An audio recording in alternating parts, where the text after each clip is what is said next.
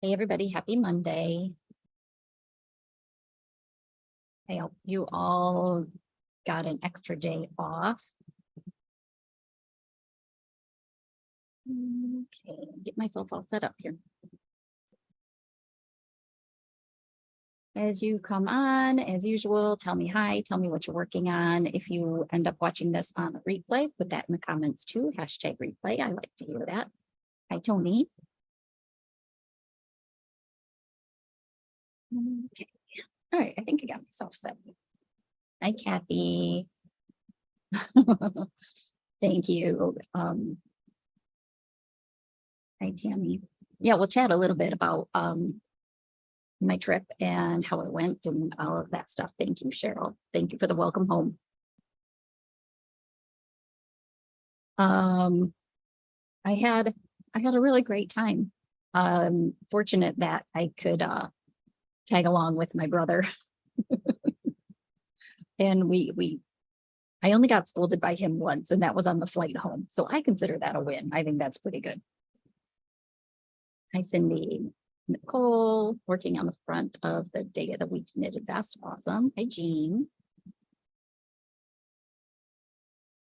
I was kind of torn on whether I should share a lot of pictures from the trip or not, because I know, sometimes it makes people a little bit jealous isn't the right word, but I don't want to be like putting it in people's faces. But you guys know that you can just scroll right past it if you don't want to see it. Thanks, Char.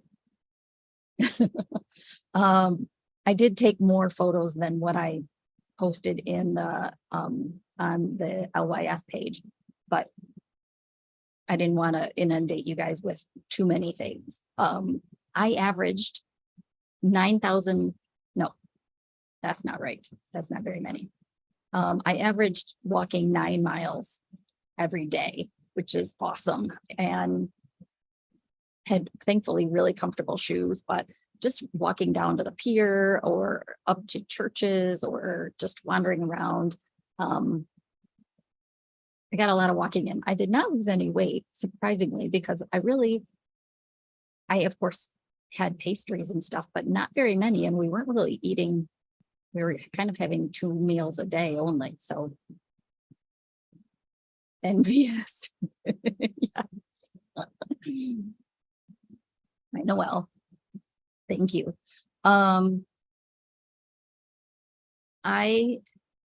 I would definitely go back to France. Would I go back to Marseille? I'm not sure. I would like to visit other parts, but I think I'm pretty proud of myself that I was adventurous and did a lot of the walking around and exploring on my own while my brother was in conferences. So yeah, I was fairly adventurous. I even rode the subway a couple times by myself. The only time I really felt the most uncomfortable was when I was going to the one yarn store that actually was open, because I had to take the subway to this area and walk. It was a couple blocks, but it was like a really empty street in kind of an industrial area. So maybe not the smartest decision, but I survived. I made it. Hi, Mom. Hi, Donna, Marcina, Lisa. Thanks, ladies. Okay, so let's go ahead and get started. Welcome to Monday Motivation. Today is September 4th, Labor Day. If you had the day off today, bonus. Hope you enjoyed it. It's beautiful. In the croissant. Yes, it was delicious. My name is Kristen. I'm the owner of the Little Yarn Shop located in downtown Saginaw, Michigan, inside the SBRC Marketplace. Shop hours are Wednesday through Saturday, 10 a.m. to 6 p.m. Monday nights, Deb does drop-in classes. Thursday evenings are social knitting, crocheting, either one. Thank you, Sherry. Next Monday, which would be the 11th, there is another night market here at the marketplace. Next week, they have things going on Monday, and then Wednesday, Thursday, Friday, Saturday. I think there are events going on with the farmers market. We're out in that area most of those days. But Monday is another night market. I'm pretty sure I'm still gonna go live. I'll just have my stuff set up in the back, I think. Thank you, Donna. I did enjoy it. For those of you though who come on Monday nights for help with Deb, they will be meeting in the shop next week instead of up in the front lobby. So just something to keep in mind. So yeah, I mean, the quick vacation recap is that I had a really good time. It was my first time going anywhere that wasn't Mexico or Canada. I've never flown over the ocean. We did pretty well on the trip. The flights were decent.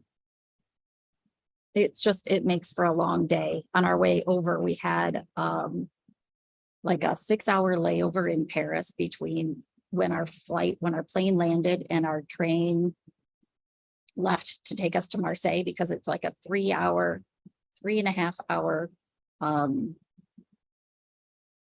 speed train. I can't think of what you call it, but high speed train from Paris to Marseille. So we had 6 hours, which seems like it would be a lot of time to do a lot of things, but it really wasn't, in terms of having to, because the airport, like most airports, it's not in the middle of the city. So we had to get from the airport to downtown Paris. We went through the outside part of the Louvre, but the line was so long, even though it had just opened, that we maybe would have had 45 minutes to an hour inside the museum if we actually were able to get in line, get tickets, and go in. So instead we did like this huge loop around from the Louvre, stopped and had coffee and a crepe, and then went to see Notre Dame and the construction they had going on, and just some of the other cool buildings. A lot of people are familiar with the Lock Bridge. There was one of the bridges between the Louvre and Notre Dame that everybody put these little padlocks on it. Apparently a couple of years ago, they had to take that all down because the locks were so heavy, it was starting to pull the grid away from the bridge. So what people have done is there are little clusters of padlocks other places. It's just it's a neat little thing to see when you're walking by somewhere and you just see this little cluster of padlocks on a random windowsill or something, window ledge. But I am glad to be home. It's probably going to take me a couple more days to get used to the time shift. So France is 6 hours ahead. So right now it does feel like 1 o'clock in the morning, a little bit. And I'm bummed. I recorded a video last Monday when I was sitting in the courtyard at our hotel, and I tried to upload it. It was only like a 5-minute video. I tried to upload it 4 or 5 times and it just wouldn't upload. So I apologize. I really did try to do a live from there. It just didn't work. Marseille is kind of remote enough, I guess, that Wi-Fi isn't as readily available as I think it is in a lot of other European cities. So our Wi-Fi at the hotel was really spotty. So that was part of the issue. Okay, so that's enough talk about that stuff. Let's talk about store stuff. In Sweden and Germany, Donna says the locks. I think it would be fun just to kind of seek them out, or just keep an eye out for them. Kind of like when you're at Disney and you see like they have the little Mickey Mouse ears, random places, just fun to look for them. Okay, so what am I working on? I started my Hito Fude, which was going to be, this is going to be my travel project. And I did make some progress on it. So what I did was take 2 gradient cakes from Wonderland Yarns. This is their blossoms. And pulled from the middle on both of them. It started with a real light color in the middle and then is working darker blue to kind of a blue gray.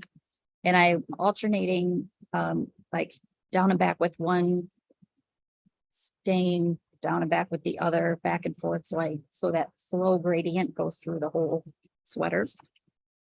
So this is what I have so far. My yarns are in 2 different places.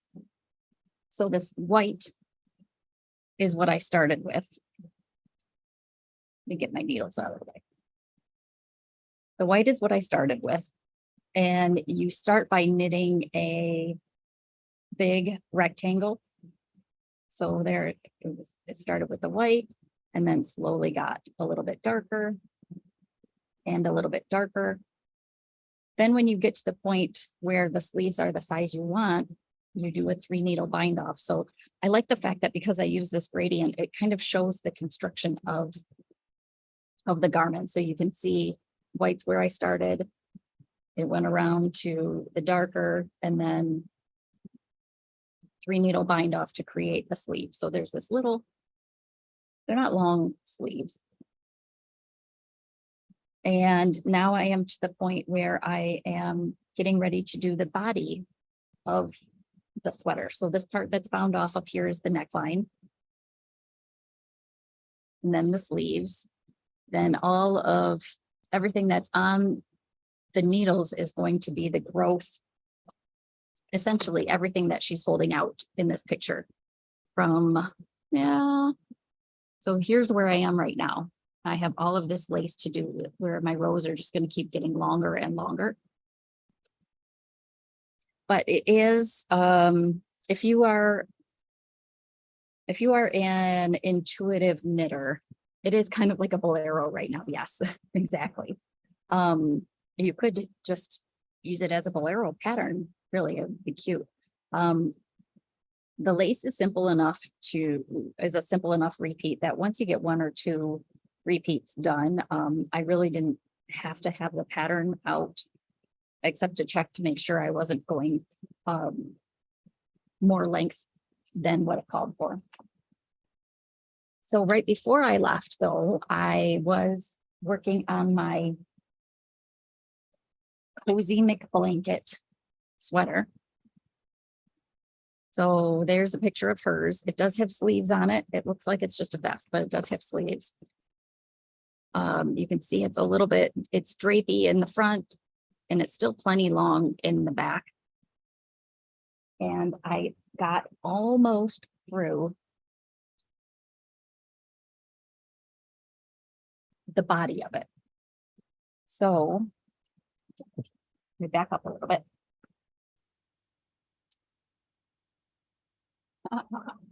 There we go. You can see it all in there. So I started with the 2 outside edges. The way it's constructed is you cast on one edge and knit all the way across. And a lot of the way hers is designed is it's not necessarily mirrored.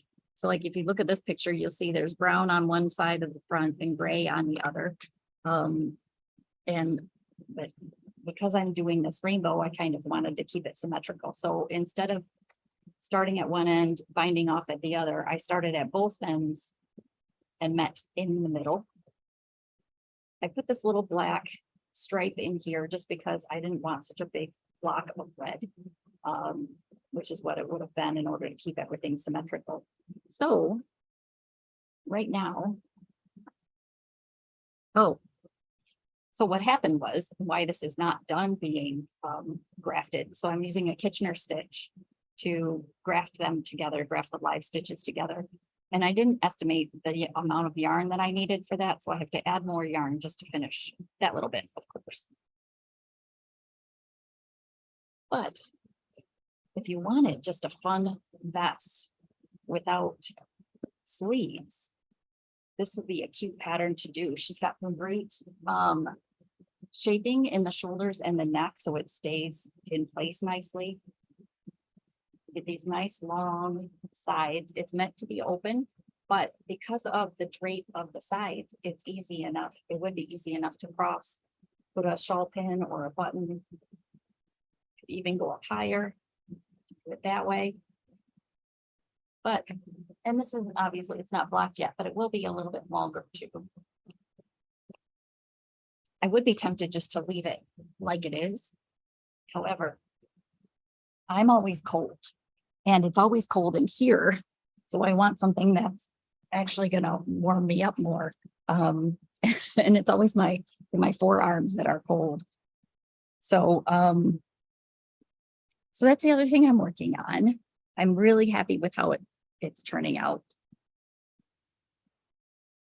You can determine the length of the tails in case you want more torso coverage. So the way the pattern is written, it's very smartly written, so that I'm doing the third size, because she has like 1A, 1B, 2A, 2B, in different sizes. And it's not just a matter of adding more stripes on each side. She actually does some shaping with some of them too, so you don't end up with it too ridiculously long if you want more fabric in order to cross it across the front of you.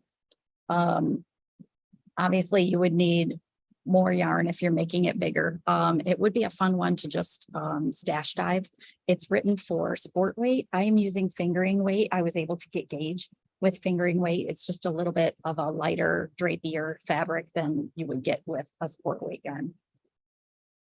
But it's fun and it's going pretty quickly, and I'm hoping the sleeves go pretty quickly too. The one thing I am a little bit curious about is how fitted the sleeves are. And like if you look at hers, she's got skinny little arms and the sleeves are very fitted. I don't know if that is taken into account with other sizes, but she does have a schematic with the width of the upper arm. And you could easily, when you came to the armholes, you're essentially knitting this way, you bind off a bunch and then you cast on a bunch on the next row. You could just make that wider and should be able to work the math to make the sleeves the way you want them. Yeah, mom says patterns do seem to have tighter arms. My mom has knit quite a few of her patterns. She's a very thoughtful designer, definitely. So that's what I'm working on. What is coming up? Things that I know are happening right now, but I haven't been able to participate in personally, and we've done a little bit with the shop, are the Casapinka mystery knit along that started last month, and I believe the last clue either just came out or is coming out soon. That one is called Sharon on the Trail, I believe. I spent some time the other day looking through people's projects, and it's interesting. I think it's one of those where if you were kind of on the fence with mystery knit alongs, you may not be thrilled with how it looks shape wise, because it seems like it's very out of the box, and but it's personal preference. It's still a pattern that's going to be out on Ravelry and available for purchase after the knit along is done. So if you end up seeing somebody's and you really like how it looks, it's easy enough to just still make it and not participate in the actual knit along. The other knit along that just started September 1st is being hosted by Malabrigo, and that is I don't have the name of that one written down, but it uses 2 skeins of a fingering weight, either Malabrigo sock, ultimate sock, or Machida, and 3 skeins of Malabrigo mohair. In order to qualify for prizes with them, Chevron Delight, there we go. in order to qualify to win prizes with them, you need to be using a fingering weight yarn from them and the mohair from them. If you just like the idea of knitting along with them, like the shawl, it's a beautiful shawl. You could use 2 different fingering weight yarns. You could do it all in one color because it is a little bit of a texture change. But I've been seeing things on social media and they are looking really nice so far. So that one's a little bit, well, it is definitely less of a surprise because you know what you're going to get ahead of time. And last week, Stephen West came out with the first little bit of info for his October mystery knit along, which begins October 5th. It goes for the entire month of October and it goes on Thursdays. Every Thursday, you'll get an update. This shawl is going to be a little bit smaller than, okay, so he said it's going to be not as big as the slip extravaganza, which is what I'm wearing. And this one is big and it needs to be reblocked. This one, that one, that one are the last few, and they've all been 5 skein projects. So this year it's a 4 skein project and he's calling it Geo Gradient. I know nothing about this one. Sometimes designers kind of give shops a little sneak peek of things. Stephen West is not one of those people, so I don't know any more than you all do about the pattern, but it is available for pre-order on Ravelry right now. I think the exchange rate makes it like $7.50, somewhere around there, to purchase the pattern. You're not actually getting the pattern yet. What you'll get is a 4 or 5 page PDF with some basic information. He's got lots of different ideas for gradients to use. It looks like the girls were pretty busy this week last week while I was gone, because I restocked my fingering weight wall right before I left, and there are some holes in there already. We do have some ideas on the table too. It looks like they were putting some fun stuff together. So not as big as the slip extravaganza, more like the Starflake, or I can't remember what the other one is that he said. But Starflake or Winter Lights, it's in as far as sizes. You need 4 colors, 380 yards of each one. And he recommends going light to dark. I did just find that he put a video on YouTube about making your own gradient set. So obviously he owns a yarn store, so he puts kits together for people to purchase through his yarn store. But you know, we have a lot that we can help you with too.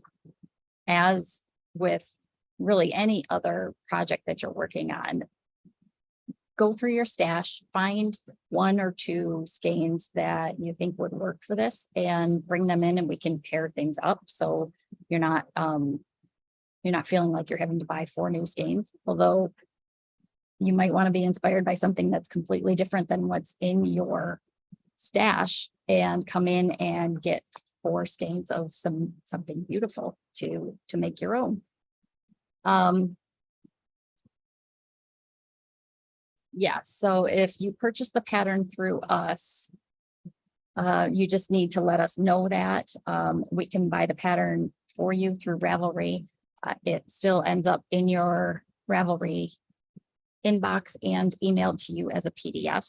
If you don't do a lot with Ravelry, we can still do that because it will send you a PDF. It costs the same whether you purchase it through Ravelry personally or whether we purchase it and put it in your Ravelry library. We just, it helps us kind of in a few different ways. It helps us get our name out there, we get a little bit of a discount on it. But mostly I like the fact that it lets designers know that there is support from local shops, because they would be able to see all of the copies of a pattern that we've sold of any pattern. They could see how many have come from a shop, a specific shop. So we like to be able to do that. Donna, it may have, I'm not sure. I haven't had time to look around and see what came in while I was gone. So it may have. I hope you're doing okay on that sweater. Okay, so that's the geo gradient coming up October 5th. Just before that is the Have a Ball Fall Crawl. I talked about it a little bit last time. And they, sorry, I lost my train of thought. I think it's 24 or 25 shops that are participating across the US, and I believe there are a few of them that are in Canada as well. We were picked by the committee that puts this virtual yarn crawl together. So shops are all over the place. It's all virtual. They put a schedule up on their website of when different shops have their promotions. So what do you do? For $10, you purchase a virtual passport, and that gets you Zoom access to all of the shops videos and what they feature. You can watch them live, you can watch them on replay. But it's kind of a neat way to see what different shops are doing, what their promotions are.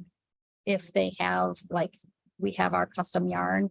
I'm sure there are other shops that are going to be part of this that have something that's unique to their shop, which is kind of fun to see. If you purchase your ticket or your passport by the end of the day today, you will be entered into a drawing for prizes.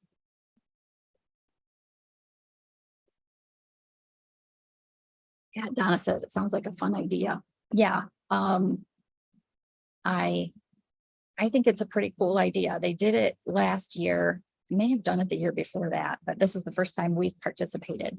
And it's only so September 22nd, 23rd, and 24th. Then the following weekend, September 30th and October 1st. Each shop has a 45-minute window where they do kind of a little tour around the shop and then feature a few things, tell you a little bit about their shop, that sort of thing. On their Facebook page, they have started posting about each shop and like little teaser photos on what they have, that sort of thing. So worth checking out the website to get the passport, and also the Facebook page to get a little bit more info and see more detail about the shops that are involved. They also are doing little sneak peeks of some of the prizes. So that's kind of fun too. Let's see what else is coming up. This Sunday, we'll be knitting at the farm at Apple Acres, which is in Bay City on Salzburg Road, 2282 Salzburg Road. The farm at Apple Acres is an orchard and ice cream parlor and sort of petting zoo. Just so happens to be owned by a knitter, which I think is pretty cool. And there is a group that has started organizing meeting one Sunday a month. Typically it's the first Sunday of the month, but Melissa asked that it get pushed back. Melissa, that owns the farm at Apple Acres, asked that they push it back to this coming Sunday because Labor Day Sunday for them is a very busy day, and she wants to be able to sit and knit with the group too. So this coming Sunday, September 10th, at 1 o'clock, I think it's like 1 to 4 or 1 to 5. the group gets together. There are a lot of apple trees, so there's a lot of shade. Bring your own chair or blanket because they have a few picnic tables, but we don't want to take up space from her regular customers as well. We don't want to deter anybody from hanging out and buying stuff from them. So if you're around, that's coming up this Sunday. Monday, I mentioned, is the night market here. So the farmer's market will be in the evening instead of during the day. And then I believe the shops inside will be open as well. I know we will be. Next week also is there's a Hispanic Heritage Festival, I think, called Kianda. That will be Thursday, Friday, Saturday, I think. So lots going on around here. It's always fun when there's stuff going on outside because it's just like everything is hustling and bustling and exciting. So I know there were a couple events last week while I was gone too, and I'm bummed because one was kind of a small business expo, and I would have liked to see and support small businesses. It sounds like it was a pretty successful thing.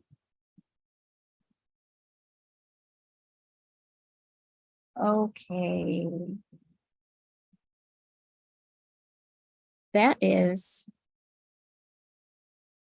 I'm pretty sure that's all I have to talk about tonight. If you came in on Saturday and met Jill or chatted with her or just shopped some of the North Bay Fibers yarn, thank you for doing that. I am sorry that I wasn't here for it. It's truly one of those sorry, not sorry times. But it sounded like, kicking off start of Hispanic Heritage Month, Mexican Independence Day weekend, September 14th through 17th. Okay, there we go. So it sounds like I chatted with Deb a little bit before I got on here, that it was a pretty good day on Saturday. So I hope you were able to take advantage of coming out and meeting Jill and seeing all of her goodies. We do have now in stock our 3 custom colors that she did for LYS Day. Those brilliant, the teal, the raspberry jam, and ultimate blurple. I have those for purchase separately. So if there is one color that you wanted a sweater's quantity of, or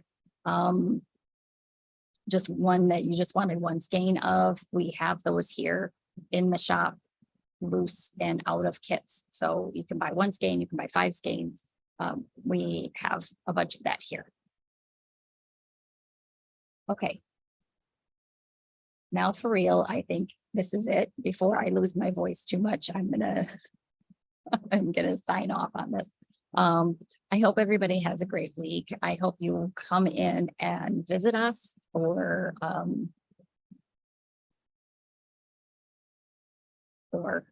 visit us. I'm staring across the way here at the Malabrigo sock gradients because I don't really think I even showed those to you guys yet, but maybe that'll be next week. So have a great week. If I don't see you all in the shop, I do plan on going live next Monday, so I will see you then. Have a great week.